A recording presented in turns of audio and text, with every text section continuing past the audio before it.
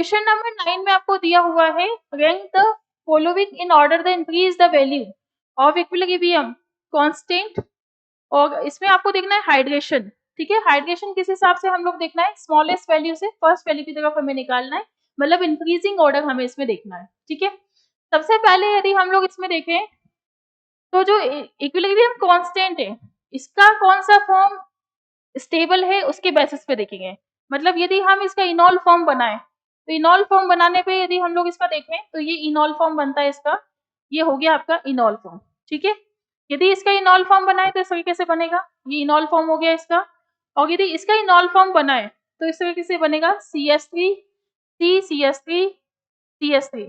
ठीक है, C double bond O CCH3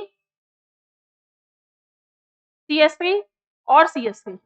अब ये तो कीटो फॉर्म में स्टेबल है क्योंकि इसका इनॉल फॉर्म एग्जिस्ट ही नहीं करेगा, बिकॉज कि यहाँ पे कोई अल्फा कार्बन तो प्रेजेंट है लेकिन अल्फा हाइड्रोजन प्रेजेंट नहीं है।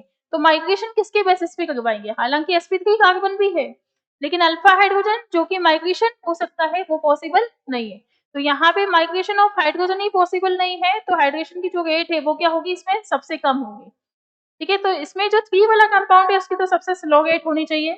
उसके बाद यदि हम लोग देखें इसमें तो 1 वाला जो कंपाउंड है, क्योंकि इसमें स्टेरिक स्ट्रेंथ इसकी कंपैरिजन में क्या है, कम है। यहाँ पे लेस स्ट्रेन है, less angle strain, less angle strain, जबकि यहाँ पे मोर एंगल स्ट्रेन है, काफी ज्यादा एंगल स्ट्रेन है, मोर एंगल स्ट्रेन। तो उस केस में हम लोग देखते हैं कि सबसे पहले होना चाहिए 3, देन फिर उसके बाद होना चाहिए 1, देन फिर उसके बाद होना चाहिए 2। तो ये इसका आंसर आना चाहिए, that will be the B answer is the correct. तो ये इसका एक कंसेप्ट है कि इसका जो इनॉल फॉर्म है वो एग्जिस्ट ही नहीं करेगा क्योंकि इसमें sp3 कार्बन भी है, अल्फा कार्बन भी है, लेकिन माइग्रेशन होने के लिए अल्फा हाइड्रोजन नहीं है।